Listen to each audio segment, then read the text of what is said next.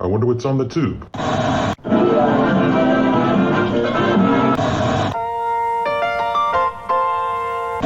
Welcome back. Thank you for being a friend. What you talking about, Willis? You are a meathead. No soup for you.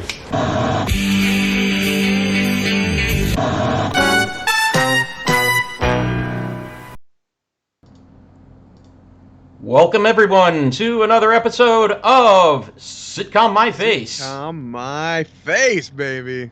Oh. Does it get your juices flowing when you say that title? Oh, yeah. gets my sitcom, all worked up. Get y'all drippy and ready to take in some super wholesome family sitcoms? Exactly. Yeah. And speaking of super wholesome sitcoms, so what are we talking about tonight, JJ? My God, dude, I feel like I'm fucking stuck in time after watching probably 7 episodes of the Andy Griffith Show. Only 7? Oh, I did. I only watched 7. I think I outdid you there. You did. I will be watching more. This is definitely one that I will be going back to. It was kind of hard to choose which ones to talk about, though, because I loved all of them that I watched. Agreed.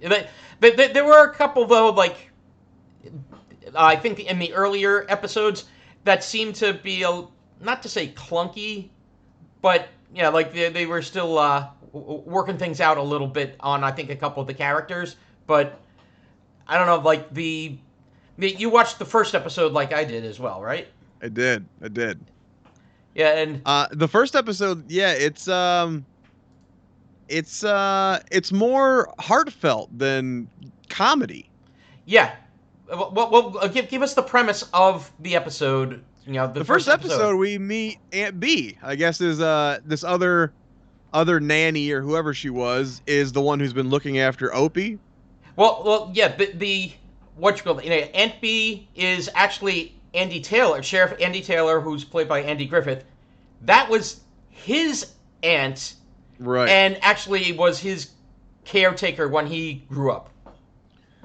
It's a show that clearly went through some changes, and I'm interested to talk about those in a bit because we had 8 seasons, which I didn't even realize. I was not familiar with the show. I know I watched it a little bit as a kid, but it was never one that seemed to be heavy reran for me. About you? Well, when I was a kid, it was definitely in rotation on the local stations, but being so young, like I was attracted to the I was attracted to the theme song, the whistling theme song there, and the fact of I recognized Opie as being Ron Howard, Richie Cunningham from Happy Days, which was on at the time, so. Yeah, there was that recognition that drew me a little to it, but the rest of the show, I was like, like kind of as a kid, whatever. Yeah, it was, and it's like I love all these old shows. It is kind of surprising. This is one that just kind of it was on my radar, but it was never one that I just took the time to dig into.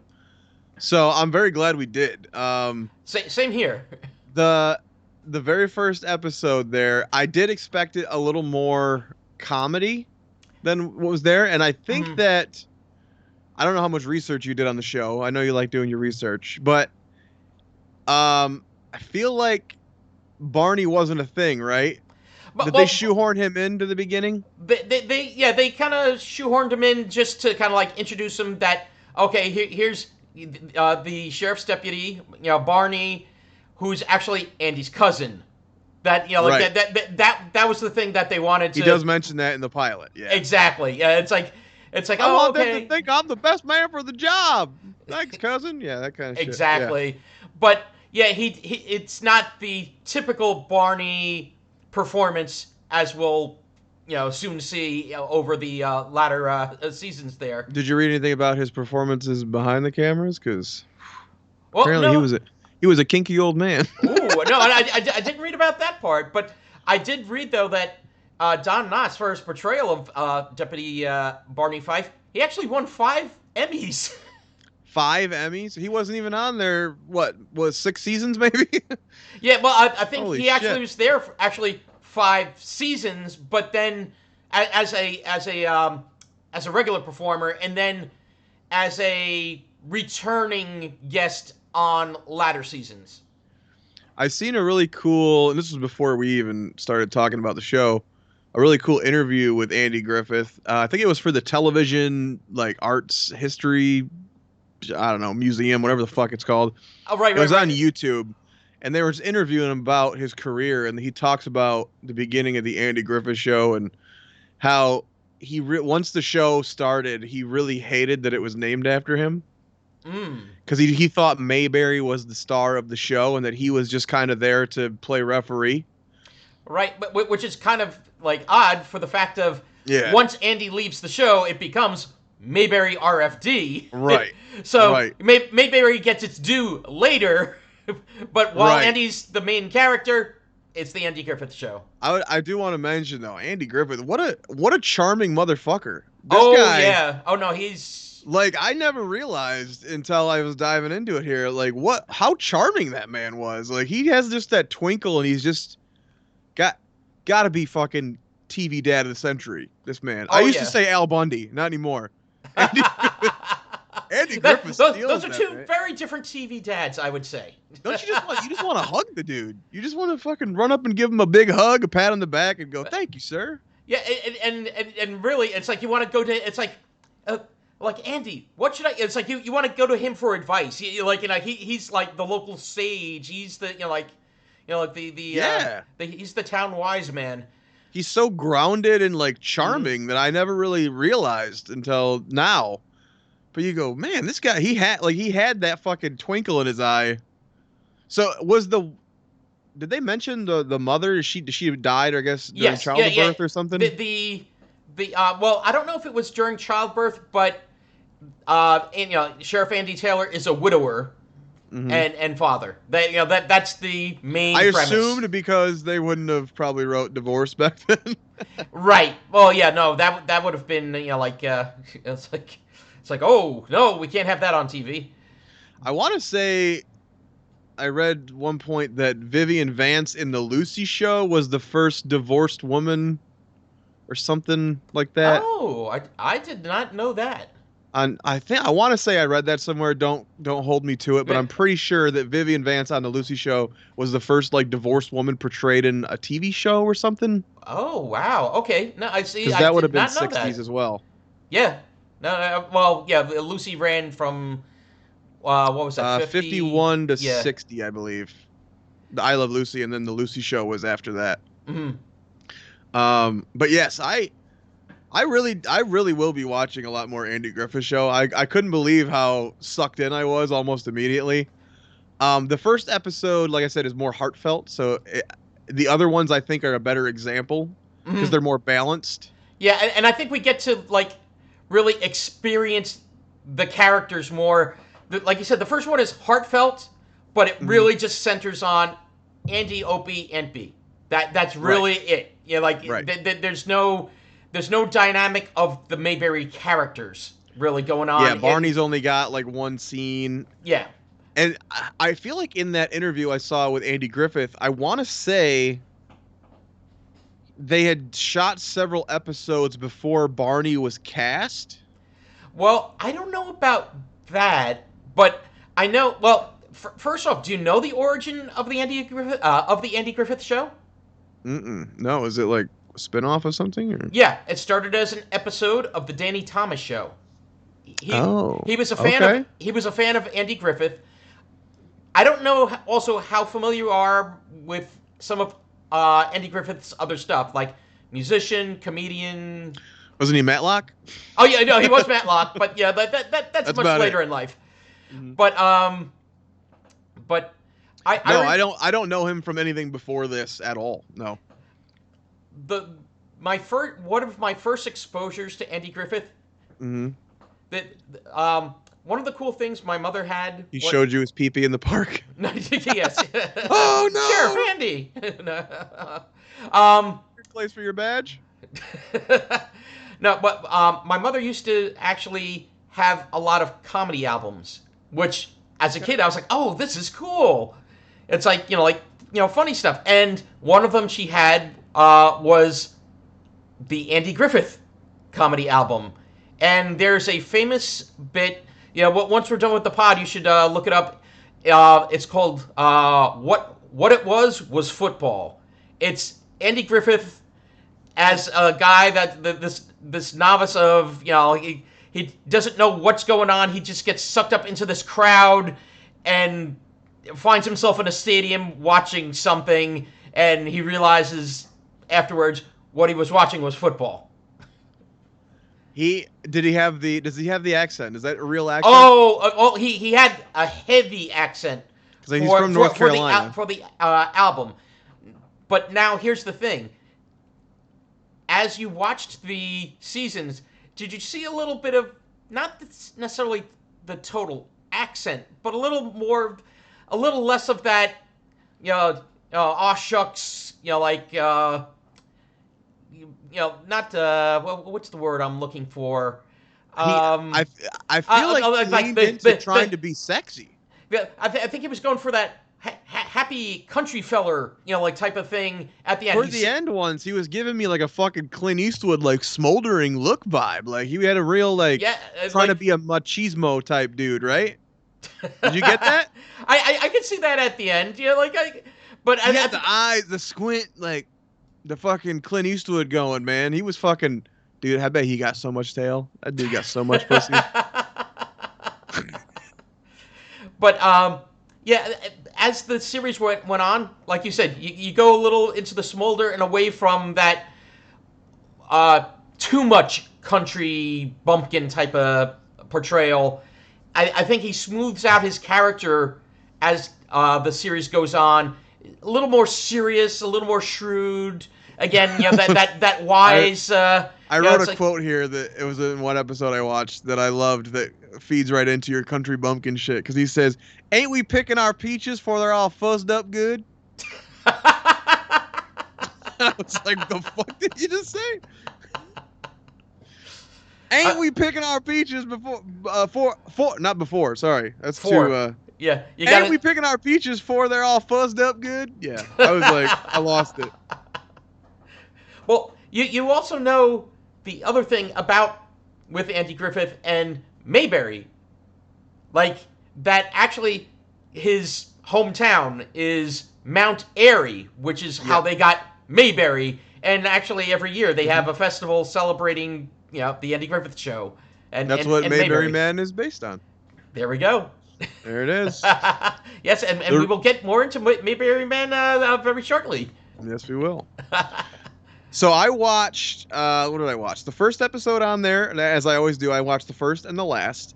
Yep. I watched the 13th episode of season 1. Okay. Which was, I believe it was Mayberry Goes Hollywood. Ah, okay. Where there was a film being shot there. Did you happen to see that one? I did not see that one. That was a very fun episode. It's got a lot of the town in it. And it's a pretty standard sitcom setup. There's a movie that's scouting the Mayberry, and they're all like, "Oh, we're gonna be in a movie." So they pick Mayberry because it's small town USA. Right. But then that goes to the whole town's head, and they start like doctoring everything up and becoming more phony and dressing fancy. And then the producers are like, "This ain't what I want." Yeah. It's a cute episode. It's not the best one I watched, but it was a fun little episode. And you got like Barney comes out and he's got this decked out freaking like almost a cowboy looking sheriff's outfit on. Oh no. and he's like, "I ain't wearing that." And he's like, "Come on, man, they're gonna be here to shoot the movie, And he's like, "I ain't doing it." He's like, "Y'all are shooting yourself in the foot," that kind of thing. That was a fun little episode though, and that one we did learn that Aunt B is super horny and has a wet spot for Rock Hudson. Oh yeah, but she has a bunch of like romances throughout the series too. Oh, okay, really? Yeah, he goes. She's talking about wanting to meet Rock Hudson, which sorry to break it to you, Aunt B, but you're not Rock Hudson like material. Yeah, didn't have a dick, lady. He wanted them rock hard Hudsons. But speaking of Barney, what did you think of the character of Barney? Like, I love Don Knotts anyway. Yeah. Although I will be the one guy who says that I prefer the Ropers over Mr. Furley okay. in Three's Company for you children out there. I just thought the Ropers had a better chemistry, and Mr. Furley got a little old for me. He was a little repetitive, but I love Don Knotts as an actor, as a performer, as a physical comedian in this show. This show, I think, even more than a lot of the movies he's in, he gets to play both sides of the fence.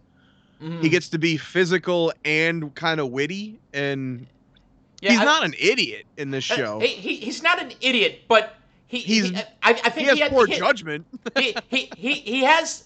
It's weird. I think he's got like sort of like an inflated ego that he's the deputy, but yet at the same point he's insecure. It's like he'll lock himself in the fucking jail cell by mistake 4 times in a row. Right. But you don't get the vibe that he's an idiot. It's just that he doesn't pay attention almost. Right. Yeah. That's not one of the main things. Yeah, he's very self-important but unaware. he's more inept than stupid, I would say. And what was going to say also, he's a big stickler for the rules too. Like, when it comes to the law, he's a big stickler for the rules. Wasn't it that first episode where he's trying to arrest the old lady for jaywalking? Yeah. Yeah. and also I'd say also for when it comes to the characters, Don Knotts is the comic relief, Andy's the straight man. That's the definite dynamic that's going on in that show. But I did not expect this either. Like I said, I think it comes with his charm that I just didn't know was there. He is fucking funny. Andy Griffith is funny in this show. No, he's definitely funny. But there were several scenes that he even stole from Don Knotts. Like, and it's a different type of comedy. Obviously, you don't have bug-eyed, goofy LaRue jumping around, knocking shit over. But like I said, ain't we picking our peaches for? They're all fuzzed up good. That shit's funny. I don't care what you say.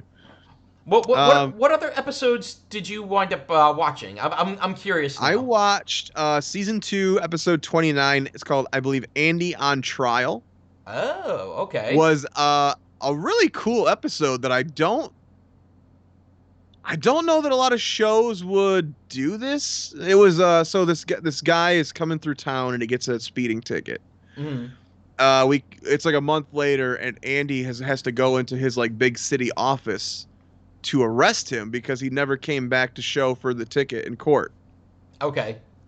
So this guy, I guess, is a big hot shot. He's got a big, nice, fancy office, whatever. And he hires a reporter to go back to Mayberry and basically seduce Barney to get dirt on Andy. Got it. So, Barney trying to play all Mr. Oh, yeah, I really run shit around here, gives a little bit of, he tells the reporter lady that, oh, yeah, we got this town drunk and Andy won't, arrest him. He arrests himself. He comes and goes as he pleases and all that kind of stuff. And, he took the patrol car and brought groceries to Miss So-and-so and off the clock and all this shit. So I forget who the investigator was, but the investigator comes and basically puts Andy on trial for these things. Oh, wow. And then they call Barney as the witness against him because he's the one who told the reporter all these things. Oh, okay. It was a very fun little episode. But you get a lot of that Andy Griffith. He knows he's a good sheriff, you know what I mean? So he's kind of just sitting there, and once he realizes that Barney's the one who dug this hole, and they put him up on the stand, he doesn't like, Barney, you fucking idiot, like a lot of shows would be like, you piece of shit got me into this mess. He lets him play and like find his out, you know what I mean? And it's just a lot of Barney on the stand getting cross-examined, and then he has that heartfelt moment where he's like, well, he does do those things, but he also is this for this town, and gives that whole spiel. All the good stuff, yeah. Really good. Like, it was, you really get to see the bond between those characters in that. because you can see like Andy he could give him that disappointing, father figure look, but he loves the man and he knows that he's gonna make it right either way. Yeah, it was actually really good. If you haven't watched that one, I would say definitely watch Andy on Trial. Okay, I'll add that to my list. Some of the ones, it's funny. I wound up watching 3 episodes that had similar premises. The second episode of the series is where there's an escaped convict. I think that's one of the better known ones, the Manhunters, right? I think that was because like I said, there were a few episodes with manhunts. Fugitives. Yeah, fugitives. Well, I mean, I guess they're cops. So I think it was called the Manhunt, and anyway, Andy, some of the state police come into town because manhunt's going on, and to begin the episode, you don't know whether this thing is going to be a red herring or are they kind of showing it's like, hey, this is going to come back again later in this episode. Andy and Opie are out on a rowboat fishing, and Andy realizes, while they're fishing, it's like, oh, the boat's taking in water. You know what? Let's get back to land. Yeah, we gotta drain it out. And does the fugitive take the boat? Is that what it is? There we go. Yeah, you know it. I did not watch that one. I feel like that's on a lot of lists though. I just remember the title for some reason. I don't remember watching that episode. But that one was good. Then we go on to season. Wait, was it the first season? It was. I'm trying to remember now which season it was now, but it was Barney Gets His Man, where there's another escaped convict, and Barney's gonna arrest him for littering, or he's gonna give him a ticket for littering, and then the guy's oh, here's money. It's like, are you trying to bribe me? One thing leads to another, and it winds up that Barney accidentally kind of tackles the guy, they fall over each other in the commotion while the state police come and pick up the guy. And he's like an escaped murderer. So what happens is then it goes a little later in the episode that Andy gets a call from the States that the guy jumped out of the car when they were at the filling station down, I forget what town. So, and they think he's headed back to Mayberry. So, basically to settle the score with Barney. Tell me if this is something you got, and it's the way the show is shot. Like, this is clearly not in front of an audience. It looks like it's shot like a single camera type. Kind of like a movie, almost. In a way, I see that, but... The laugh track sounds so canned. I don't think it's real laughs. I think it's... I don't know. I know some shows would record the show and then play it for an audience. Right. And then that's what they would record. But this show, because of I don't know, I can't quite put my finger on the way it was shot because it feels so big. You really do feel the whole town because there's so many shots of them walking down the streets, doing this. Yeah, you don't feel confined to a set. Yeah, and it's really kind of interesting. You don't see it a lot. Even when they're indoors, it doesn't feel like the framing is set up for an audience. Now, I get what you're saying because of that whole dynamic. Yeah, it's like, how would you have the audience? And basically, you can just tell they're outdoors a lot. Like they're really outside. And right. The town, I'm sure, is some kind of set or something, but they're literally outside. And I'm looking at the camera movements. There's dolly tracks and shit. I'm like, man, this is completely different than a lot of shows you see from this time period, where it's literally, I Love Lucy style, 3 cameras in a single set. Yeah, they switch it a lot. Like. In one episode, you might start at the house in the morning and you're following them down the street, talking to everybody in fucking town. Then you're in the sheriff's office, and then you're going over to this person's house, and you're like, It's unusual, and I like it a lot. It really gives the whole town a scope. Yeah, it does give you a bigger world. Yeah, as you're saying, it's like that whole like feel of a bigger world. Like when in the episodes where Opie's like, I'm going down to the watering hole or whatever the hell he calls it, the fishing hole. It's like a fucking journey. You walk with him down to the, you know what I mean? Yeah. You're walking through town. Yeah, and it's a lot of shows would just cut to some random set, and you could tell the pond is a set in other shows. This feels like a real fucking watering hole they shot at. Oh yeah, yeah. I was impressed by the way it was filmed for the time period. Definitely. Like, you know what? Let's jump in really quick. Like before we go back to some of the other episodes we watched, the time period. This is such a. This is a town out of time.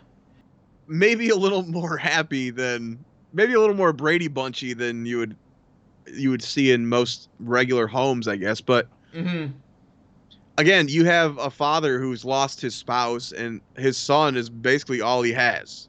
Right. And you really do feel that him and his son are like, they're bound, like they love each other. And some shows you'll have a child actor that just can't pull that off, you know? True. No. And he's really amazing in this show as a child actor. Yeah, Ron Howard is good. Although, you know what? At the very beginning, especially that first episode, Opie was being a little bit of a brat. Yeah, and he was really young there. Oh, very young. Yeah, like it's weird. That? You don't even maybe 5. What would you guess? I'd say I'd say 4 or 5. Yeah, he was really young. But amazing acting for a child. I mean, yeah, he was kind of a fucking douchebag to Aunt B there. Very. But you know what? It's weird. You know, he was a brat. You know, it's like, you know, Aunt B. You know, she's not Rose. You know, like that's what he kept bringing up. But then and that she can't do the same things that Rose did. But then at the end, it's like he felt for Aunt B, and it's like, and it was kind of like a little twisted, but it was like kind of funny too. That it's like no, you can't leave Aunt B. You don't know how to do anything for yourself. She doesn't know how to do anything. Yeah. You can't send her out there; they'll eat her alive, or whatever the hell. Yeah, that was pretty funny. And then so his bird. Did he ever get his bird back? She just. Oh yeah. The bird came back. Okay, I don't remember. Yeah. What do you think about the dynamic between the three of them, Aunt B and Andy and Opie? I definitely get, again, because it's not man, wife, and child. It's man, his aunt, and child.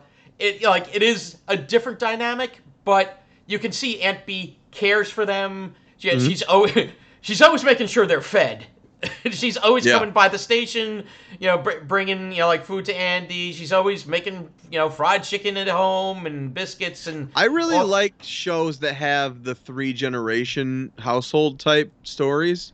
It gives you so much more to play with, Right. I don't know. I really like when there's multi-generations in a sitcom because there's so much. You got and. They're always single. It seems like when there's an old person in the house. Is there ever like both grandparents? I don't think so. I guess not. I don't remember any. Because like you said, B's dating in some of the episodes or whatever. And it seems like most shows with a grandparent, they always do that old person trying to get back into the dating. Yep. Yeah. Hell, even The Simpsons, like it's Grandpa. Right. Homer's mom is gone. So I watched what was it? The last episode there. This is a weird thing where we've talked about backdoor pilots in shows where you have an episode that is solely there to set up potential for another spin-off show. This is weird in that he must have known he was going to leave, I guess.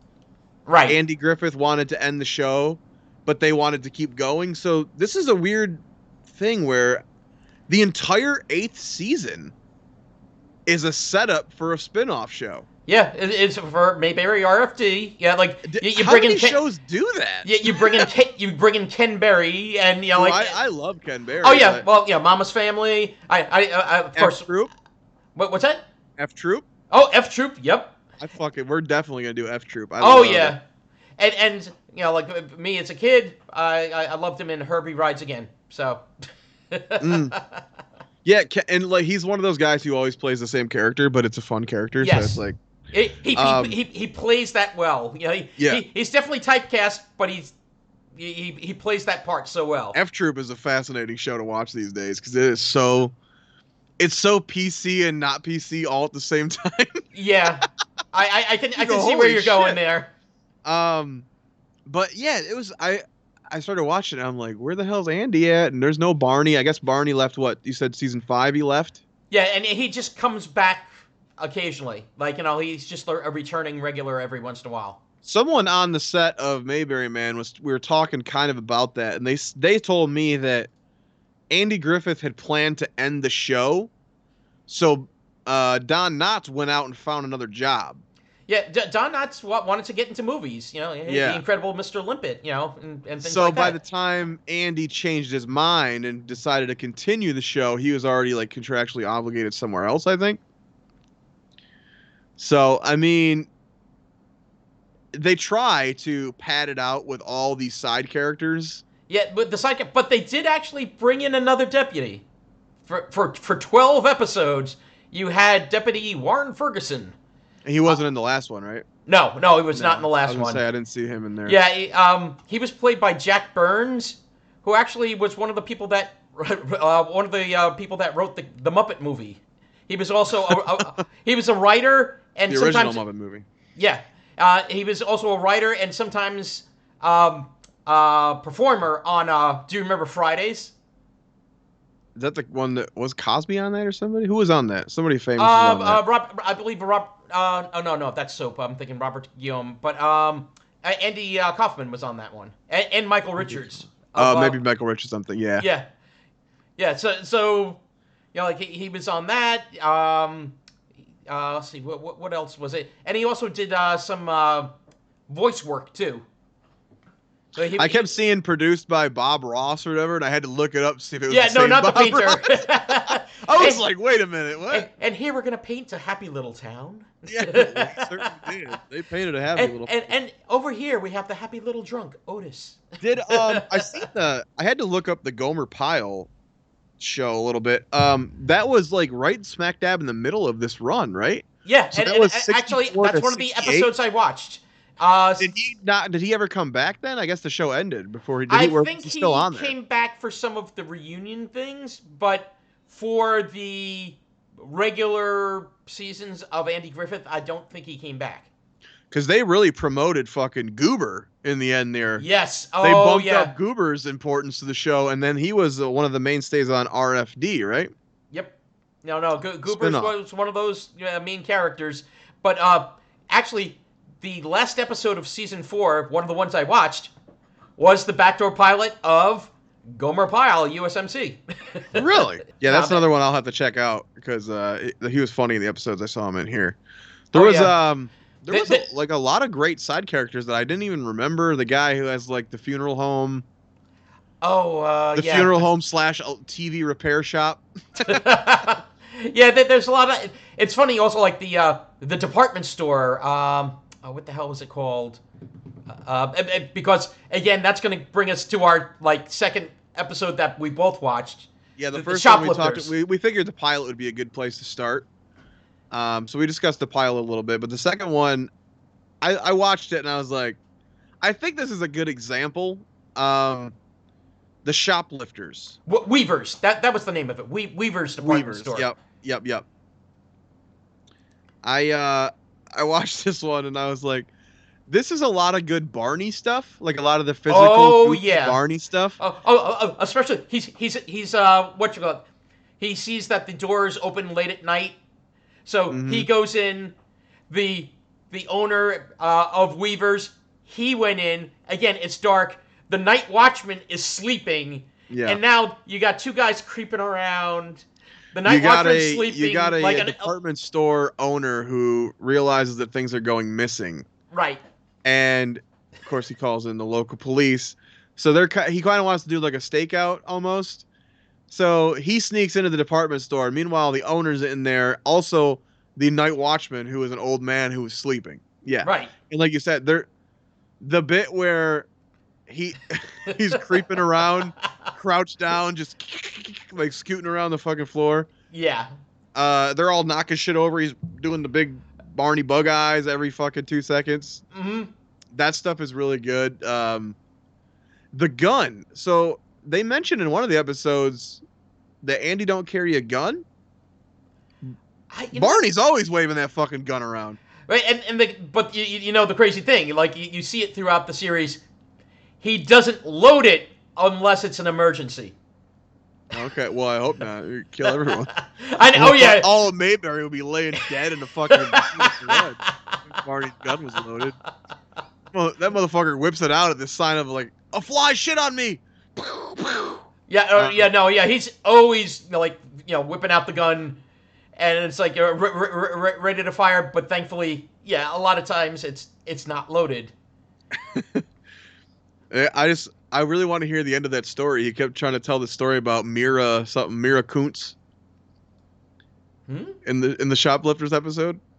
In the Shoplifters episode, we were saying about Weavers, like that's the department store. But you remember when they're watching the store, he keeps talking about everyone in town. He's like, "Oh, that's Sam, man, he's a drinker." Yes. Me and Sam got something in common there, but he's talking about Sam, and then he starts saying, "Oh, you heard that rumor about Mira Kuntz, right?" Yeah, she runs the lingerie shop. He runs the laundry, yeah. I think pronounce it lingerie shop. Like Mayberry's got a lingerie shop? Yeah, I know. That does not seem like the place for a lingerie shop of all towns. I don't know, man. There might be a little repressed. Might be definitely the kinky ones. And B wants to fuck Rock Hudson, bro. What are you talking about? Hell, we don't know. Maybe there's something about Barney we don't know.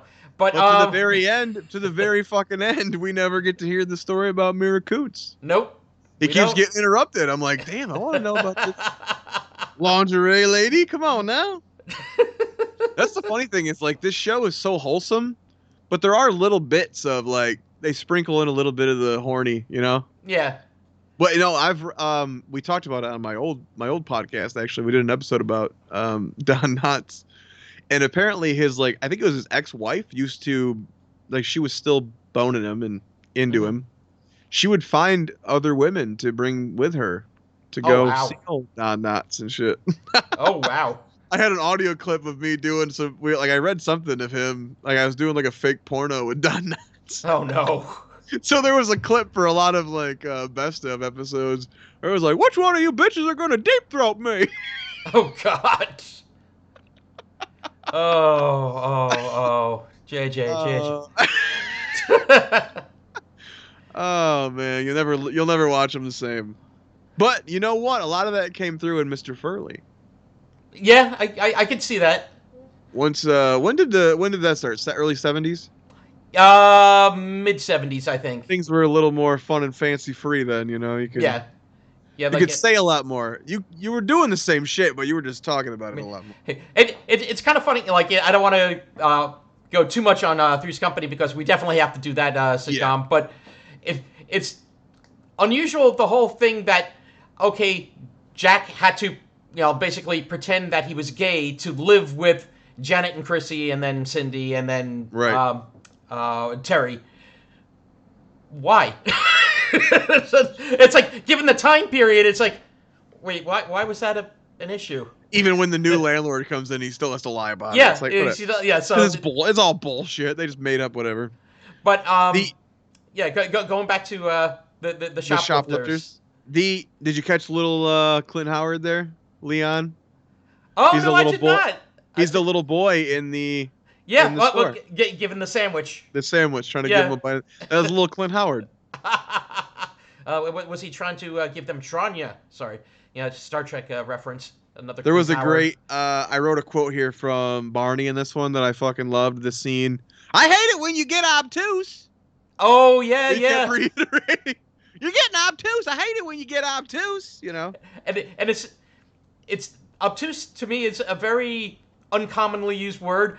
Whenever I hear that word, whenever I hear that word, I think of the Shawshank Redemption, where where Andy is calling the warden obtuse. I just think of it, isn't it the opposite of acute? Yes.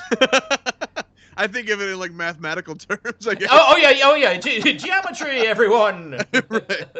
Obtuse, acute. I chose this episode because I just love that it has all the slapsticky stuff of Barney, but then you also get the charm and the detective skills of Andy Griffith. Mm-hmm. Or Andy Taylor, sorry. When they catch the shoplifter. And how do they do that? Well, first, Barney is sticking out as a mannequin within Weaver's. Yes. And within the department store, he accuses this woman of being the shoplifter. She's a stranger, and he saw her. It's like he thought he saw her put something. I got a dog ghost back here. He's fucking look at him. Oh, he's like stuck in the puppy. blankets. Anyway, continue. But he thought that she was putting stuff in her bag, of which she empties her bag. She doesn't have anything in her bag. Mm-hmm. But she also runs into Andy, which comes up once they're outside. Cling-a-ling. Yeah. So, Andy and Barney are going over because, it caused a commotion. Barney, which accusing this woman, she's threatening to sue them, to sue the department store, and Barney was sure it was her. Well, here it comes. She comes out of the store. And Andy says, I think our thief is coming out now. And it's her again. And he says, always make sure you wait till they're out of the store. Yep. Yeah, because if they're in the store, they can always claim, I was going to buy that. Right. So, again, they're accusing it. It's like her, and she's ready again to sue. And it's like, I'm definitely going to file suit. It's like, but Barney, can you get the scale? Can you get a scale? This is the most sitcom moment in the show. Yeah. Go get a fucking scale so I can put this woman on it and show you how fat she is, show you how much she weighs, and that's how they figure out that she's got all this merchandise in her coat. Yeah. But in reality, they would just open the fucking coat, Right. They wouldn't go get a fucking scale and do the theatrics, but it was pretty funny. Right. Yeah, so anyway, the other thing that the giveaway to Andy was when he ran into her in the store, she clanged. And I just love how chill he always is. This motherfucker never, even when the worst shit is happening, he never breaks a sweat. Yeah, the chips are down. He's calm as a cucumber. Calm, cool, and collected. When he knows someone's lying to him, he's like, I got you, bitch. You ain't, I love that. I absolutely loved that, and I think that episode is a good showcase for both of them. Honestly, oh yeah. But I did write after several episodes of noticing this. There's no fucking handcuffs in Mayberry, bro. Not a single crook. Handcuffs. You see, you missed one of the episodes that I watched. Oh, okay. Did you Convicts at Large, where 3 women convicts escape from the penitentiary. Oh, I want to see the story about them in the penitentiary. I've seen them adult movies.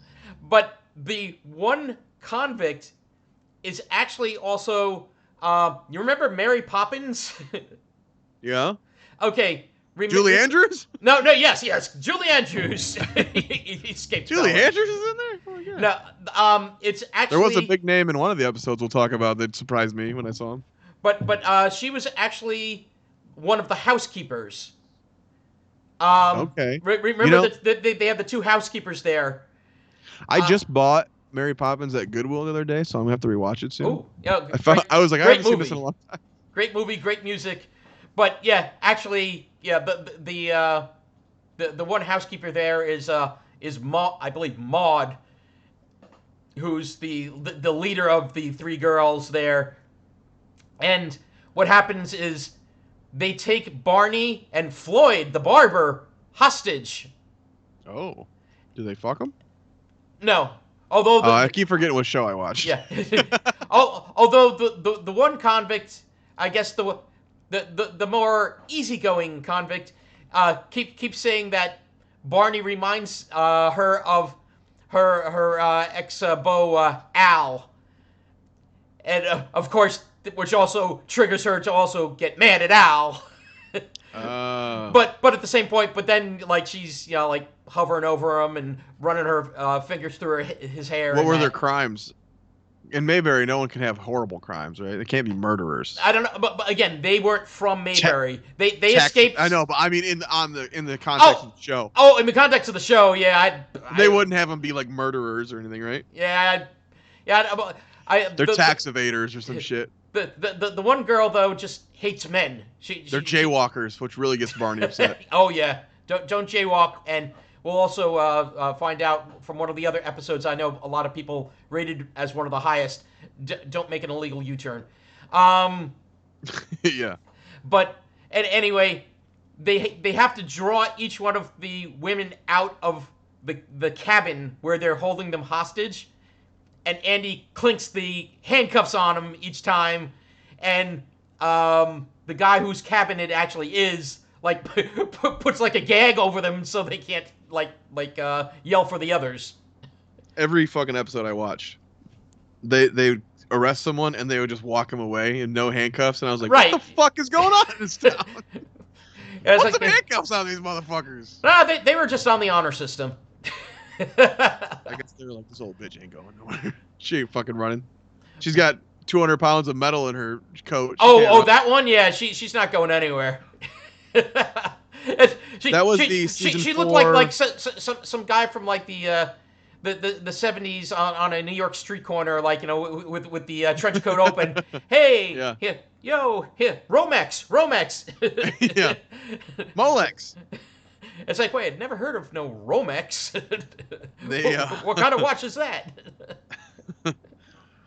Let's see. That's all my notes for that one. Now, what are some of the other ones that you wound up watching?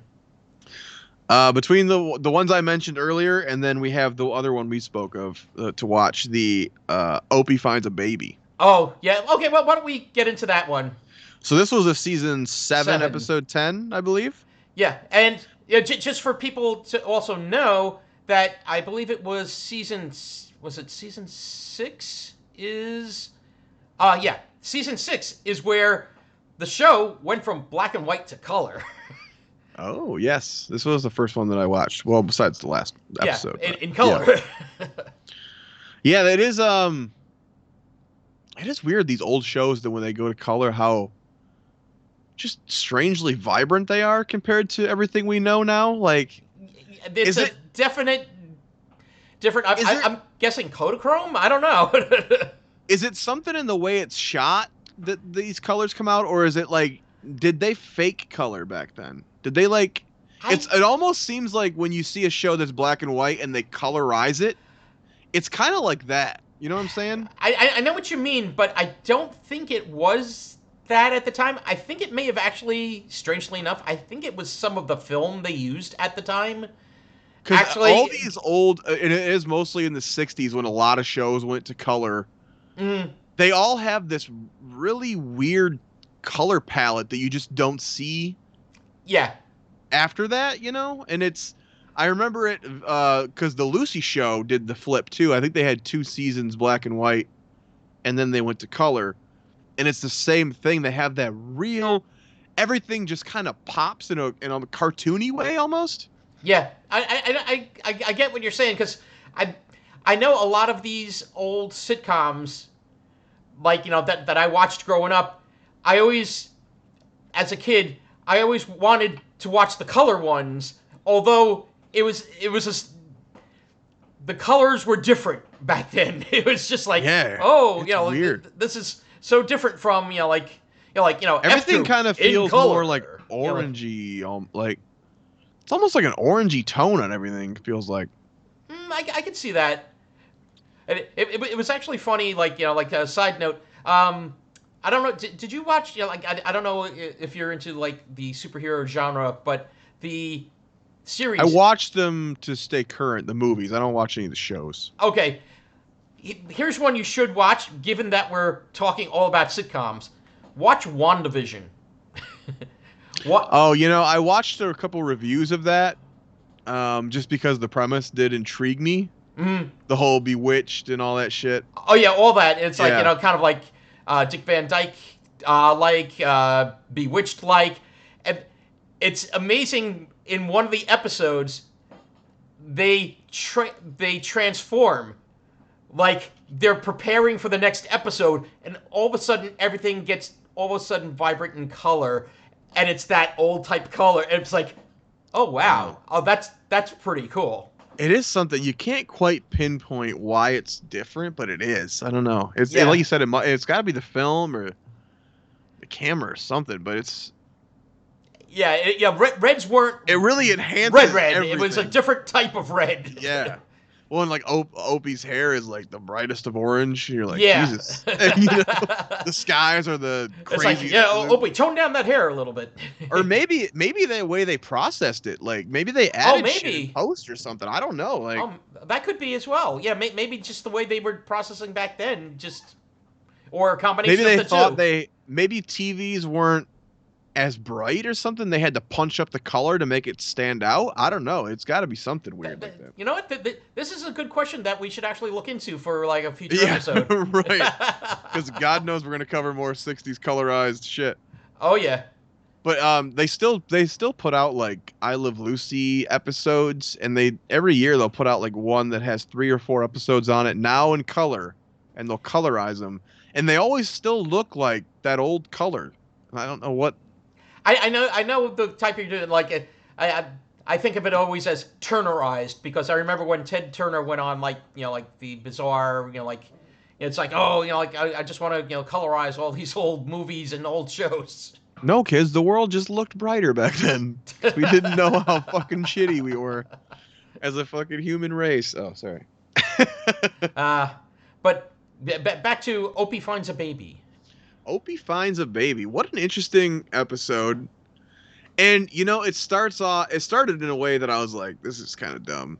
And then it goes to a place that I was like, oh, this is funny. Yeah, and it's actually... It took a twist. It's funny, and it's... The way things are coming across, I'm like, oh wow, this is a little actually uncomfortable too. I'm like, hold on a second. Did you watch it before I told you about it, or no? No. That one I watched after you had told me that episode. Because I was watching it and I was like, at first it starts out, the two boys, they're strolling through town, and it was on the sheriff's porch. They find at the station, they find a baby in a basket. Was it the sheriff's station, or I think the courthouse or something? It was. Well, the police station and the courthouse are one of the same, yeah. Remember? But it looks different. The front, for whatever reason. I think that was his office, but okay. I think that's why they made it a point that they had to get up so early. Remember, they made a big deal about it's so early because Opie wants to go fishing. Yeah. And I think the only reason for that was so that he would find the baby before his dad goes to the office. Got it. That's the only thing I could think of. That's the sitcom logic to me that I saw there. So the two young boys, they have this Arnold friend now. I don't remember when he came in, but he was in this episode. But basically, the color seasons, Opie's friend is Arnold. The black and white seasons, it's John, Jason, something or other. Jingleheimer Schmidt, I don't know. So they immediately go on this, well, we can't let your dad find him because then he'll have to send him to an orphanage, and orphanages are horrible because I read Oliver Twist. Yeah, this is the recurring joke in this episode too. Not Oliver Twist, but Arnold reading about something. Right. So they are like, oh, let's take the baby back to the clubhouse, and we will find on our own a family that is worthy of this child. Mm-hmm. Which, at first, I was like, oh, this is going to be a dumb, we found a baby, and it's going to be all, let's make the baby safe and all this. But then it takes a turn into these really funny scenes where these kids are going to all the neighborhood adults, and they're making them super uncomfortable because they just kind of think they're asking about the birds and the bees almost, or trying to... The funniest... Yeah, go ahead. No. I think you're going to hit it here. The funniest scene, what was the woman? Crump? Crump. Yeah, Miss Crump. Yeah, because that's Andy's girlfriend, actually. Oh, in that episode? In the later seasons, yeah, oh, it's okay. Miss Crump, yeah. So he goes to this Miss Crump, and he's like, "Would you like to have a baby, Miss Crump?" And she thinks that fucking Opie's like kind of hitting on her. Yeah, and that's the thing. I was like, oh wow, this is kind of like very uncomfortable for a Mayberry setting here. She's like, well, maybe when I'm married. And he's like, would you like to have one now, Miss Crump? Like, she's like, oh fuck, little boy, put your penis away, you freak. And then Arnold goes to the Goober. Yeah. Goes to Goober and is kind of asking questions about babies. And he thinks he's trying to get the birds and the bees out of him. Yeah. It was really kind of funny. And it's not where I expected that episode to go. And the fact of that Andy, at this point, hadn't given the talk to Opie. Right. So even he's uncomfortable. And Arnold's dad had not given him the talk either. So... Yeah, that was great. Yeah, so the two of them are talking, yeah, too. He goes to Arnold's dad. He's like, have you given Arnold the talk? He goes, no, I was kind of hoping you'd give Opie the talk and he'd get it from Opie. And, you know, I don't know that a lot of shows would have tackled that in the 60s. Do you think? No, I don't think, and especially not in that way. Yeah. The way they went about doing it was very unique, and again, that whole, you know, double entendre. It's like, hey, you want to have a baby? It's like, oh, wait, what are you talking about here, Opie? You know. So this is clearly Barney's gone. He's not anywhere in this episode. You do kind of miss that a little bit because you can kind of imagine how that scene would have gone. Barney's reaction. Right. That would have been a fun thing we don't get. Baby. So this couple though. They show up at the end, this couple that abandoned their child on the fucking stoop. Yeah, I see why you also picked this episode. Well, and I was like, what the fuck is that? I was like, is that Jack Nicholson who shows up here? Yeah, it is. Jack? And I was looking at him, I was like, that looks like him. And then he talked, and I was like, that's definitely him. Yeah. Weird fucking, for one, I didn't think he would be on sitcoms at this time. Right. Second, I thought he was doing Corman movies like Little Shop of Horrors. It's got to be real close to it, right? He looks exactly like he did in Little Shop of Horrors. But I was also kind of shocked that Andy let them take their kid back. Yeah, that was really weird, and like kind of like, well, you know, like if you do this again, it's like, if you do this again, well, hold on a second. Right. What if they abandon him at a police station that doesn't have a Snoopy little boy who's going to take care of it for the day, you know? Right.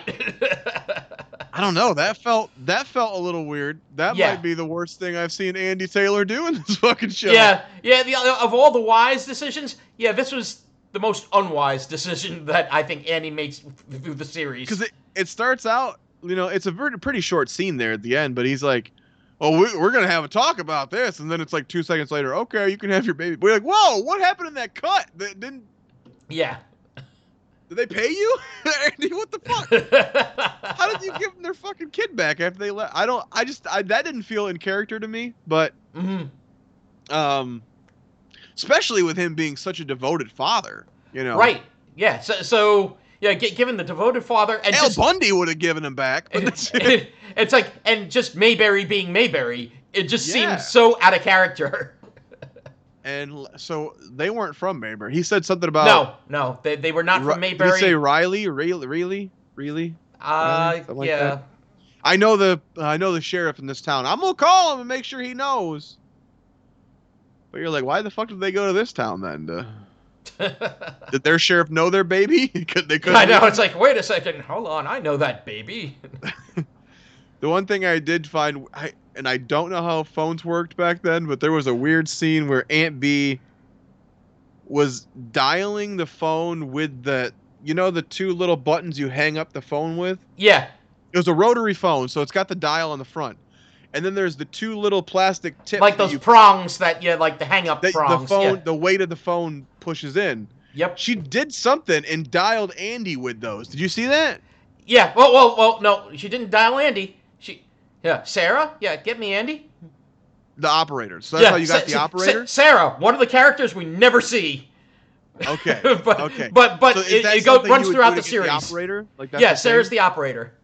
You're right. I think it was the operator she asked. Because she said, when she said "Get me Andy," I guess I thought maybe the receptionist or something, but right. No.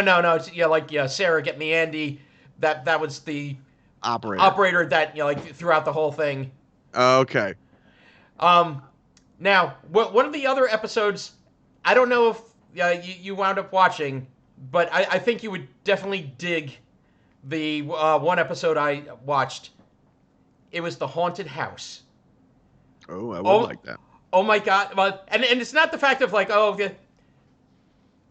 JJ, may I say this is Scooby-Doo before Scooby-Doo?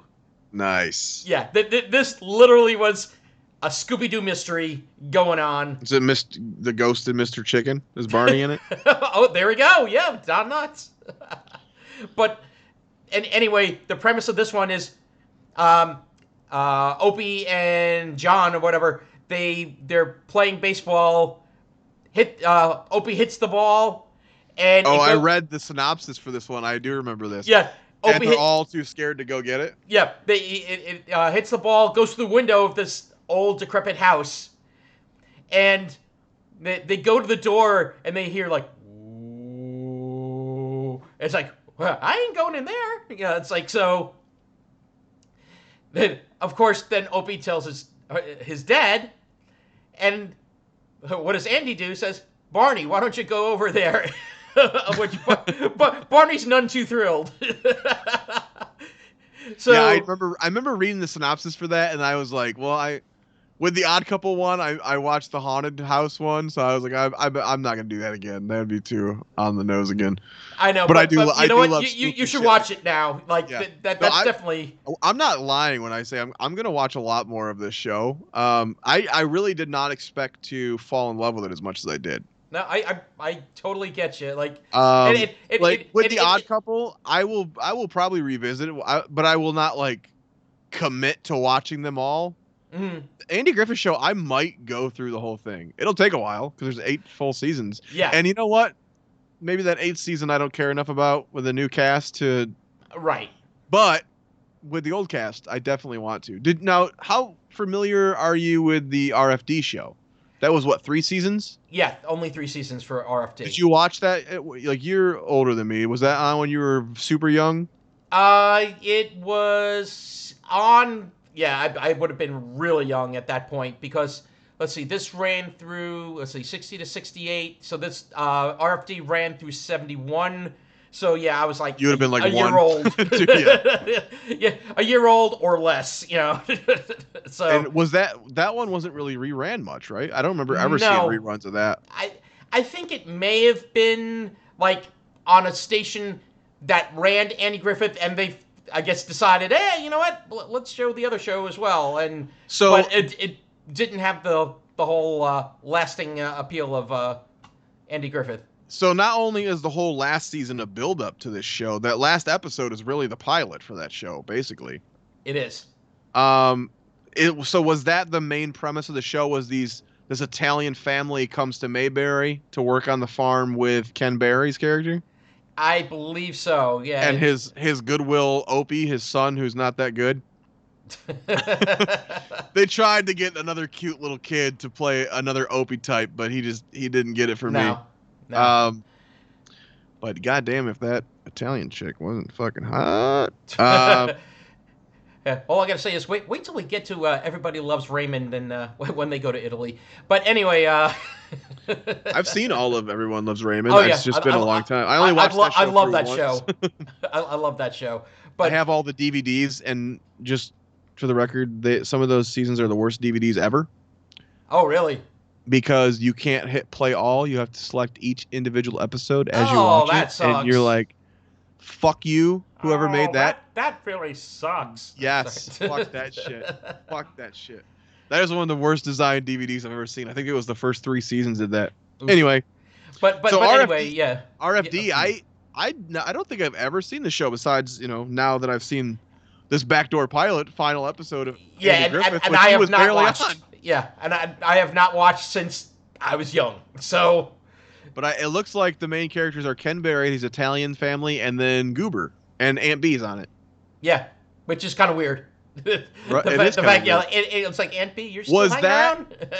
Was that and Gomer the only spinoffs of this? I believe, and then you had like things such as Return to Mayberry. You had like a couple of like specials. Was like Andy that. Griffith on that?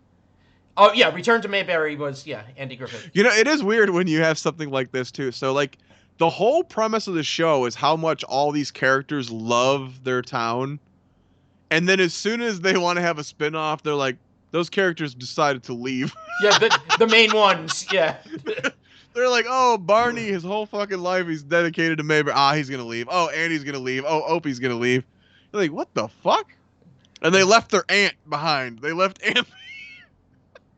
It's a weird sitcom thing that you have to accept. Mm-hmm. Even more so than when like Eric leaves that 70s show, because you're like, all right, I get it, and he wants to go to college or go to Africa. I think he went to Africa or some shit they said on that show.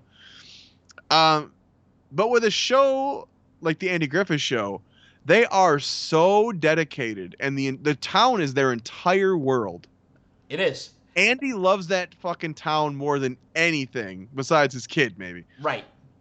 So the fact that one day he's just like, oh yeah, we're gonna leave, you just don't buy that at all. But they have to, because he doesn't want to do the fucking show anymore. So I don't know. That's just one of those sitcoms things you gotta suck up and accept. It's always hard times when characters leave shows that you love. Yeah. Yeah, but this is gonna be a weird one to watch in order, because I think when I go back to it, I'm gonna watch them in order. And I really want to see how the show evolves. Yeah, again, the character of Andy definitely big evolution. Just watching those three in a row. So the first one was the first episode. The second one we watched was in the fourth season, and then the seventh season. They're very different in style and characters. Like who they're focusing on changes a lot. I think I watched like most of the episodes that I watched, because I also watched one with My Fair Ernest T. Bass, and I watched the Christmas Story. It's like those were all like first four seasons, like all those like episodes were first four seasons. I didn't watch much. You sent me a list because we decided pretty late. I've had a busy ass week, so yesterday when we finally picked the episodes we were gonna watch, because I was like, all right, I got a few hours, I'll watch the episodes. I was going through that list, and it was the top 25 fan favorites. A lot of it was the first early. Yep, first four seasons. I don't think there was there one after season 4, the 64 season. I think there might have been one 64 season, or that actually might have been still fourth season. I was like, via our formula, we got to pick something near the end as well. And I'm looking at this list, I'm like, these are all the first 4 years. Yeah. Oh, by the way, the one that I picked, it was number one on that list. Also, one that I watched, I said, was Citizen's Arrest, where Barney's gonna give Gomer a ticket because he made an illegal U-turn, like on the street, and then Barney pulls away from it, making an illegal U-turn. So Gomer comes after him. Citizen's Arrest! Citizen's Arrest! Dude, that reminds the university I work at. Oh my god, there was a really funny story. The first year I worked there, this kid I worked with got pulled over by one of the cops, and he comes up to the window and he goes, "You know why I pulled you over?" And he goes, "No." He goes, "You have a headlight out." And the kid looked in the rear view and he goes, "Officer, you have a headlight out." And the cop, he goes, "You're free to go, son." The fucking cop also had a headlight out. It's like, oh, thank you for the.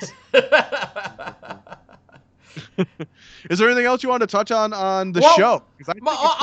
On the show itself, I think we're good. I watched more episodes, but why don't we talk a little bit about Mayberry Man? Mayberry Man, yes. And I am so excited to be part of this movie.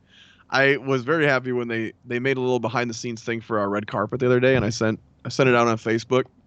It's just weird. It's just weird to see something that, I was only on set for 4 days. Like, a lot of these people put so much work into this movie, and they do these amazing impressions. I told you about them, but did you see them in character in these clips? I saw in character, and what was also funny is I think it was one of the producers doing some of the impressions too.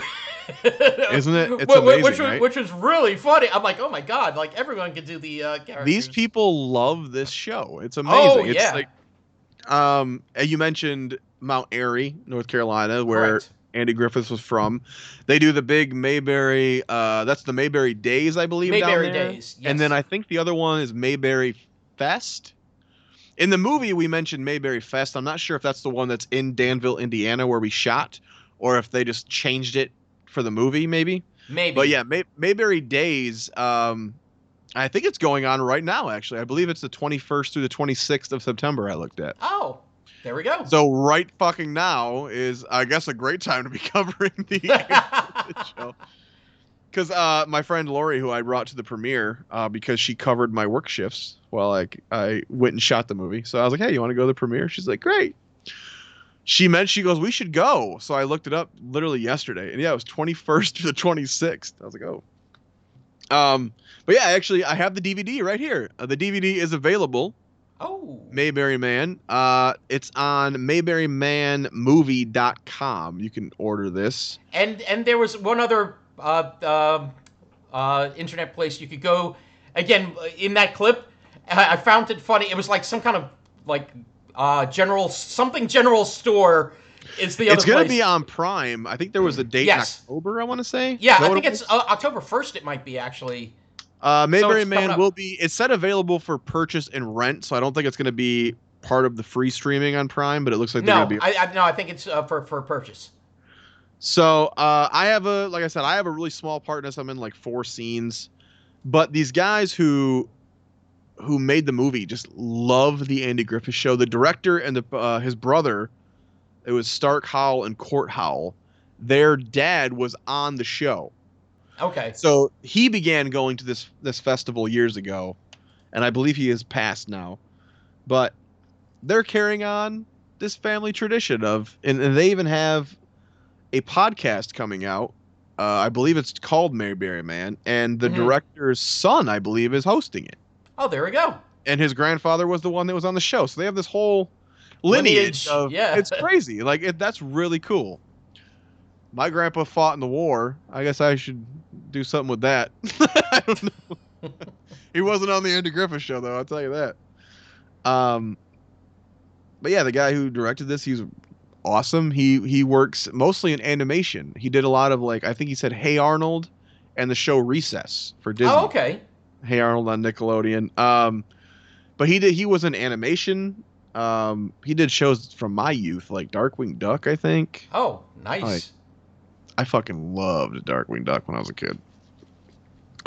Jim Cummings. So this is his first live action thing, I believe, directing wise, and it's getting a lot of attention, and they're talking about potentially doing some more. So sweet. And what is the character you play?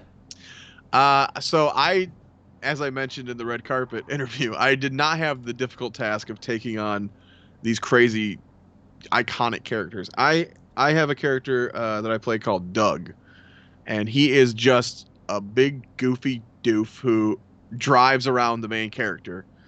And they just told me, he goes, just fit into Mayberry. He's like, all you have to do is feel like you're from Mayberry. Mm. So that was very freeing. And by the time I got there, I think I was started like day 10 or something. I think the way it was written was more straightforward. Okay. By the time I got there, he was so amped up on the comedy. He goes, we're making way more of a comedy than I thought. But yeah, I couldn't be more thrilled to be part of it. That's awesome. That's all. And so, for all those out there, look for Mayberry Man. As you said, it's going to be on Amazon Prime Video shortly. I think it was October 1st from that clip, but I could be wrong. Yeah, if you go on YouTube, they're doing basically like daily videos promoting it and all that stuff. Yep. Mayberrymanmovie.com is the website. There are several theaters showing it. They're doing kind of a touring thing. They had a premiere the one I went to was in Danville, Indiana. They did one in Mount Airy, and then they did one in Hollywood. Or are about to do one in Hollywood. Actually, I did see a series of places it is going to be premiering at. like theaters, but yeah, there's little small nothing out theaters. Nothing out this way. I think the closest thing out this way is I think it was Harrisburg, Pennsylvania, which is not exactly next door. Yeah, there to was me. the only one I saw in Michigan because like I had a few family and friends who wanted to go. There was like Crystal, Michigan. I'm like, I don't even know where the fuck that is. But, oh, you're just making that place up. But yeah, my other film, Deer Camp '86, is also doing kind of the same thing. So it was kind of cool. One day I had both like parties texting me going, "Oh, our movie's showing in this state today," and the other one's, "Oh, we're showing in this state." I'm like, sweet. This is fucking sweet. I couldn't be more thrilled. And both movies are great. Like I'm finally in some movies that I like. I love the way like when they're interviewing you though. It's like, yeah, I'm used to being in bad movies.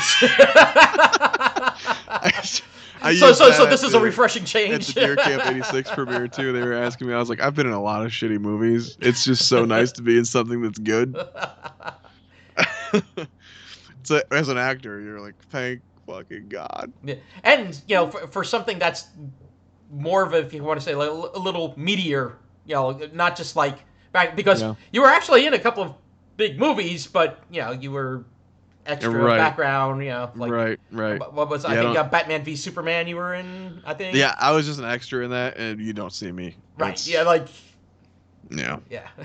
Fucking bullshit. But I made more money. Weird. How weird is that? Oh wow. You could be in a movie and not be seen and get way more money because it's a big studio thing, and they just fucking throw money at you. Yeah, but at the same point, you know what? To have that opportunity for like that meteor role, that like something that's like, oh wait, this is a good movie, and this is hey, they made this part for the movie. Oh, this is cool. I definitely see the value in that. I pulled these out because we talked about them last time, and I just wanted to show you because I told you I was a nerd. So we got Price is Right. A DVD of the very best of The Price is Right. 14 priceless episodes. Sweet. Oh my God. So you got that. Jeopardy. Nice. That's the one I was telling you about, Jeopardy. Mm-hmm. 21 years of answers and questions. The Match Game. 16 episodes of Match Game. Oh, wow. Best of. On the back, it's got Richard, Betty, and Fanny. Game show moments gone bananas. Oh, yeah, those are always great. That's one of the best things to look up on YouTube. This is hosted by Ben Stein. I remember he looked real fucked up in this. Oh, like really? He might have had a stroke or something. Oh, really quick. You know what? Andy Griffith Show. Floyd the Barber, actually in the third season, actually had a stroke.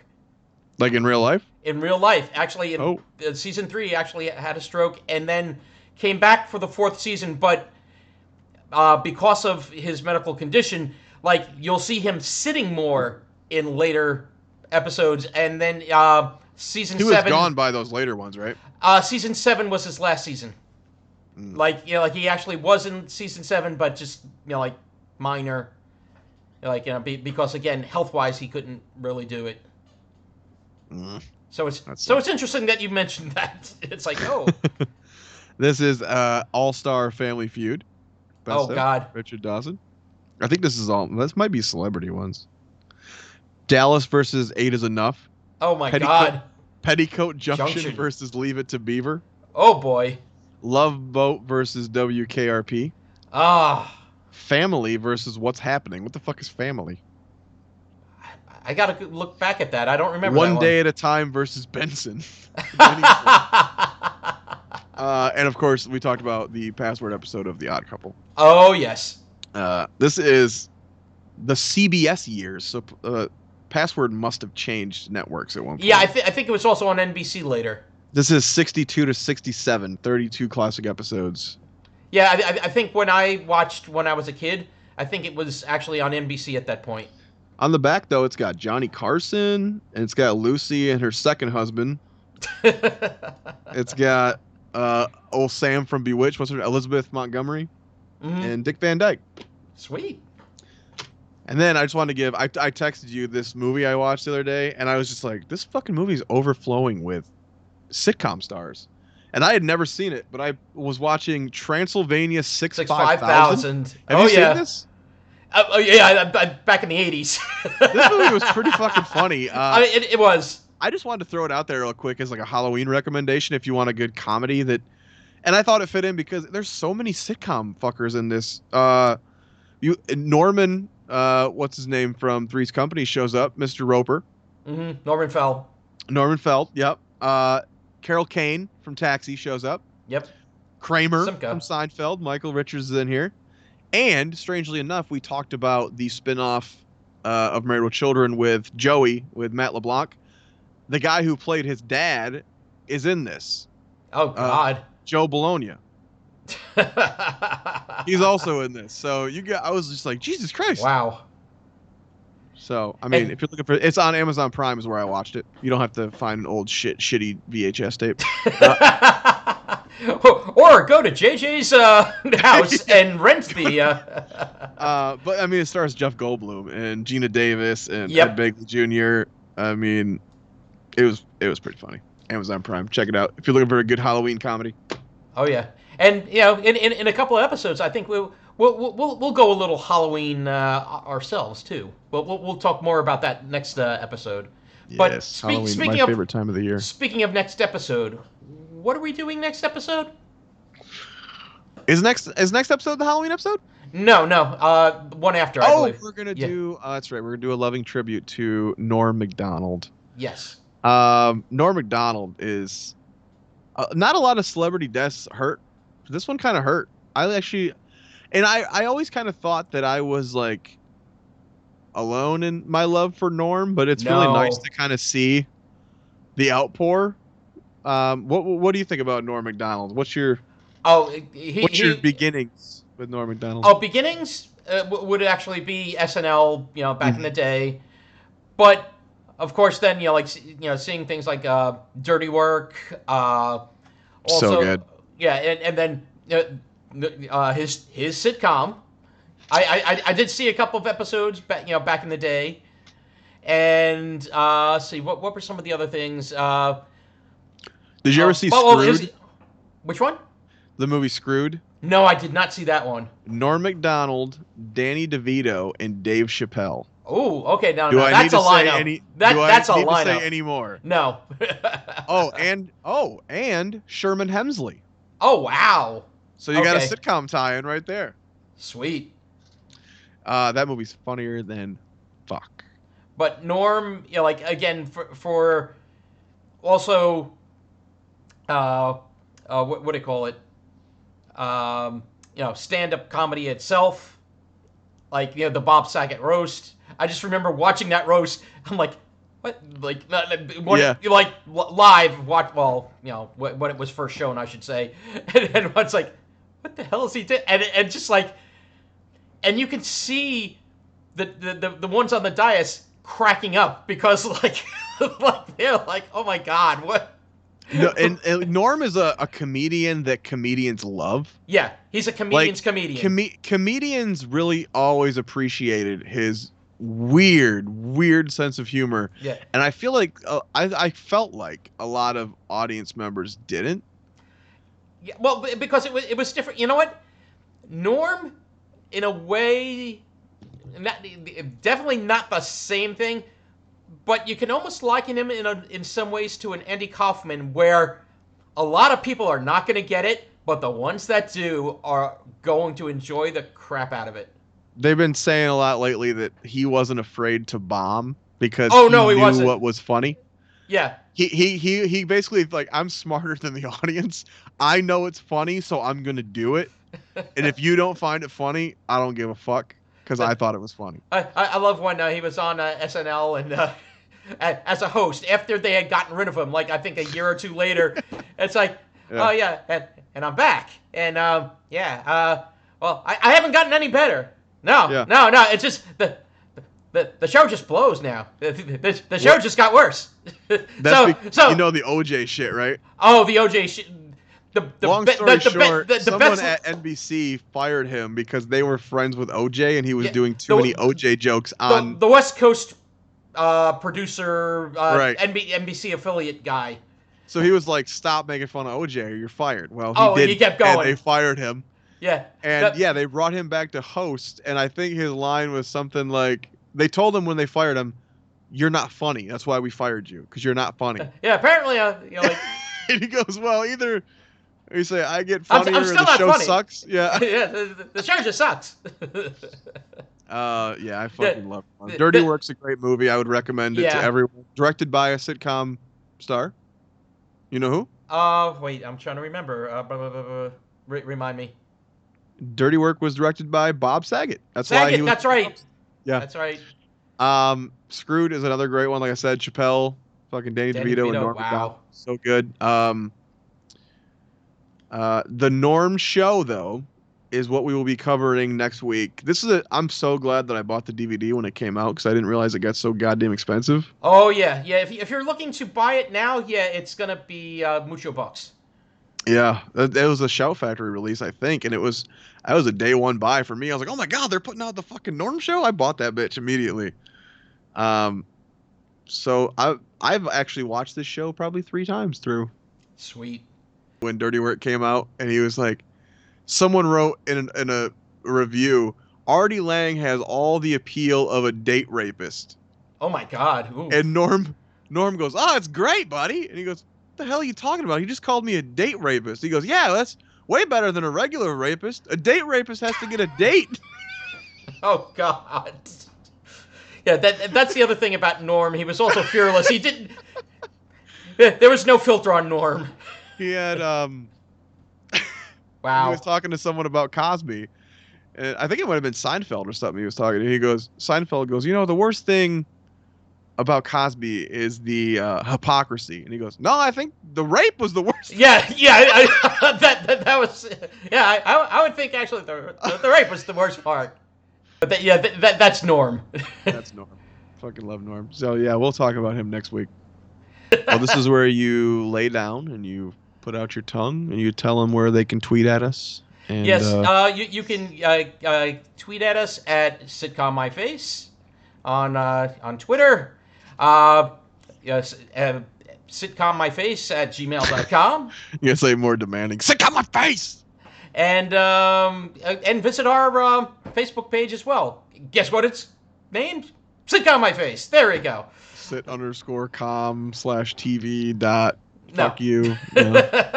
No. We went through that with Twitter, and we got it finally to Sitcom My Face. URL.